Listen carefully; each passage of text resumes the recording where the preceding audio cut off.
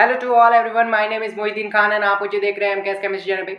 तो जैसा कि गाइस आज का हमारा टॉपिक होने वाला है वो रिलेटेड है गैस डिस्प्लेसमेंट रिएक्शन से।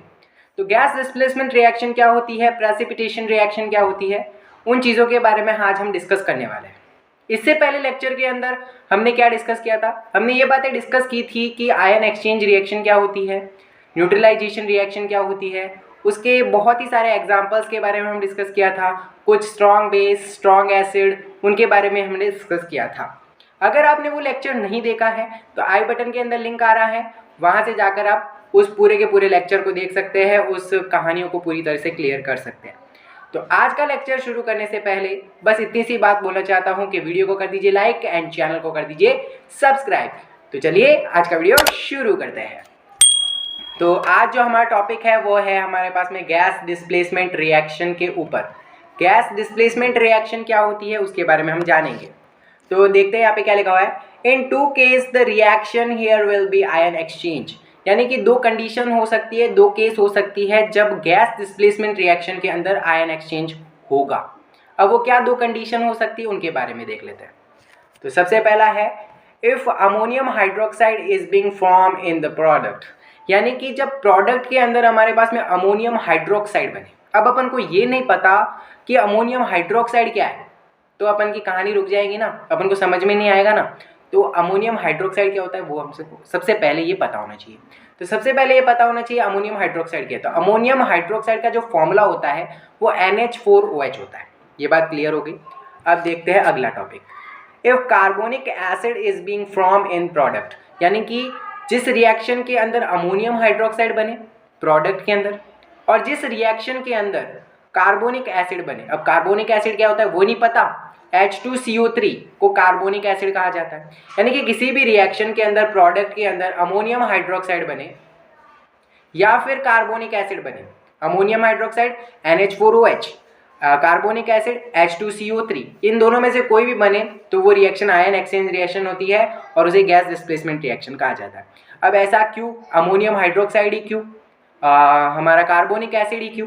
तो ऐसा इसलिए है क्योंकि इसके अंदर वाटर बनेगा। जैसे कि अमोनियम हाइड्रोक्साइड को हम तोड़े तो वाटर और अमोनिया गैस के अंदर टूटेगा, और कार्बोनिक एसिड को हम तोड़े तो कार्बन डाइऑक्साइड वगैरह गैस निकलेंगी। इस वजह से ये दो चीज़ें अगर जिस भी रिएक्शन के अंदर बनेंगी उस रिएक्शन के अंदर क्या होगा, उस रिएक्शन के अंदर हमारे पास में गैस डिस्प्लेसमेंट होगा, डेट्स ऑल।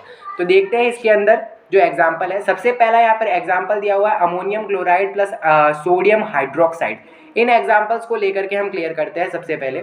तो यहाँ पे अपन को दिख रहा है ये पॉजिटिव वाला है और ये नेगेटिव वाला है, ये पॉजिटिव वाला नेगेटिव वाला, ये पॉजिटिव वाला हमारे पास में और ये नेगेटिव वाला। तो अपन को पता है पॉजिटिव नेगेटिव के साथ में निकलता है और इसका नेगेटिव पॉजिटिव के साथ में। तो सिंपल रिएक्शन है, अमोनियम हाइड्रोक्साइड इसके अंदर बन रहा है तो ये हमारी गैस डिस्प्लेसमेंट रिएक्शन होगी, यानी अमोनियम हाइड्रोक्साइड बन रहा है एंड सोडियम क्लोराइड बन रहा है। तो that is reaction is called gas displacement reaction. तो यहाँ पे ये गैस डिस्प्लेसमेंट रिएक्शन होगी।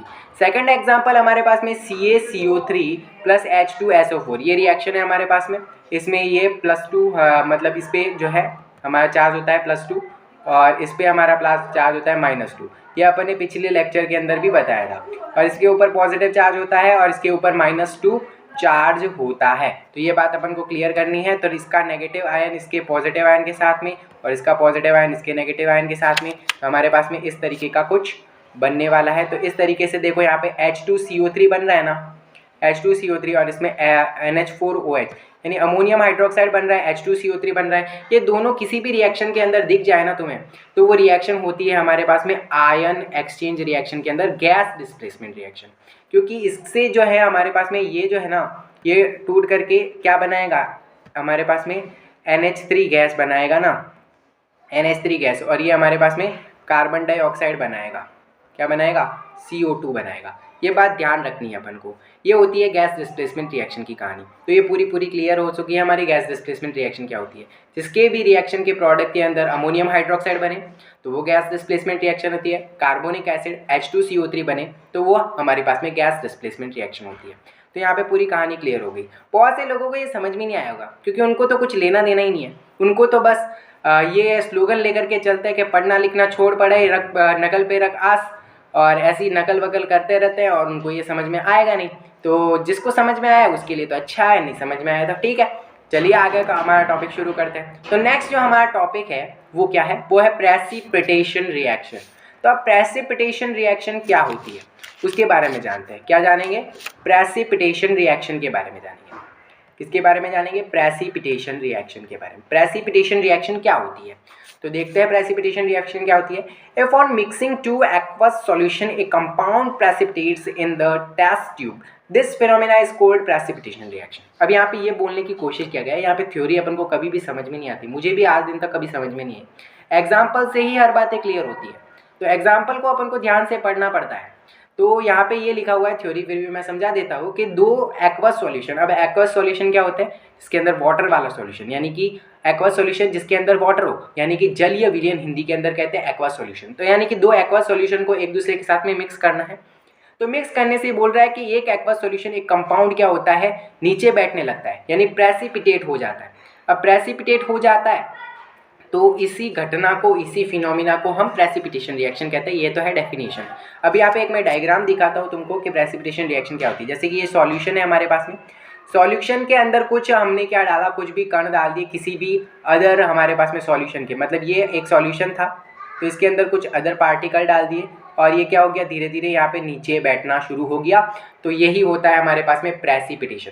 दो एक्वस सॉल्यूशन को मिक्स करो, उसमें से एक एक्वस सॉल्यूशन नीचे बैठने लगता है, तो इस घटना को, इस फिनोमेना को हम प्रेसिपिटेशन रिएक्शन कहते हैं। तो यहाँ पे हमारी बात क्लियर होती है। तो यहाँ पे एक एग्जांपल ले लेते हैं। यहाँ पे हमने ले लिया AgNO3, ये जो कि एक्वस सॉल्यूशन है, और NaCl जो कि एक्वस सॉल्यूशन है। इन दोनों को आपस में मिक्स किया, जैसे कि यहाँ पे डायग्राम में दिखाया गया है वैसे उस तरीके से हमने यहाँ पे मिक्स किया। जैसे ये AgNO3 और NaCl को मिक्स किया तो हमारे पास में होने क्या वाला है, होने ये वाला है कि यहाँ पे ये Ag का, देखो हमने वही नेक्स्ट क्लास वाली कहानी के अंदर बताया कि पॉजिटिव आयन होता है, ये नेगेटिव आयन होता है, ये पॉजिटिव आयन होता है, एंड देन ये नेगेटिव आयन होता है। तो पॉजिटिव नेगेटिव के साथ निकलता है, नेगेटिव पॉजिटिव। आयन का एक्सचेंज करना है ना, तो इसका पॉजिटिव आयन इसके नेगेटिव के साथ में एक्सचेंज होगा, इसका नेगेटिव आयन इसके पॉजिटिव आयन के साथ में एक्सचेंज होगा, तो रिएक्शन हो जाएगी हमारे पास में। तो यहाँ पे ये जो दिखा है, यहाँ पे ये सिंबल दिख रहा होगा, ये नीचे वाला, ये वाला, तो ये सिंबल क्या दर्शा रहा है कि जो पीपीटी है, ये AgCl जो है वो नीचे बैठ रहा है, यानी कि यह एक पीपीटी होता है जिसका कलर होता है हमारे पास में वाइट। यहाँ पे लिखा हुआ है वाइट पीपीटी। AgCl जो होता है वाइट पीपीटी होता है। AgNO3 NaCl को जब मिलाते हैं तो उसके अंदर AgCl जो होता है वाइट पीपीटी के रूप में अपन को मिलता है। नेक्स्ट टॉपिक हमारा देखते हैं एग्जाम्पल हमारा PbNO3 का होल ट्वाइस प्लस KI। तो इसको जब रिएक्शन कराऊंगे, ये दोनों भी एक्वस सॉल्यूशन है, बार बार मैं लिखा नहीं कि एक्वस सॉल्यूशन है कि नहीं, तो लेकिन ये दोनों एक्वस सॉल्यूशन है। तो देखते हैं किस तरीके से यहाँ पे एक्वस सॉल्यूशन का, यहाँ पे देखो इसका ये पॉजिटिव आयन था +2 वाला, और ये माइनस, ये पॉजिटिव और ये नेगेटिव। तो इसका पॉजिटिव आयन इसके साथ में निकल गया, नेगेटिव आयन के साथ में, इसका नेगेटिव आयन इसके पॉजिटिव आयन के साथ में निकल गया, तो PbI2 + KNO3 बन गया। बिल्कुल सिंपल है। अगर आप चाहते हैं कि आपको रिएक्शन बनाना नहीं आता, अगर आप सीखना चाहते हैं, तो इस लेक्चर के बाद में मैं एक वीडियो बना दूंगा जिसके ऊपर मैं पूरा का पूरा कंसेप्ट लेकर के आऊँगा कि हाउ टू रिएक्शन, कैसे बनाया जाता है रिएक्शन को कैसे सॉल्व किया जाता है, कैसे रिएक्शन बनती है एग्जैक्टली, कैसे पेरियोडिक टेबल का यूज़ करके हम उसका ऑक्सीडेशन नंबर याद कर सकते हैं, वगैरह वगैरह कहानी लेकर के आने वाला हूँ नेक्स्ट लेक्चर के अंदर। तो बस आज के लेक्चर के अंदर बस इतना ही। वीडियो पसंद आया तो लाइक कर दीजिए, चैनल को सब्सक्राइब कर दीजिए। मिलते हैं जल्दी की नेक्स्ट वीडियो के अंदर। Thank you so much for watching.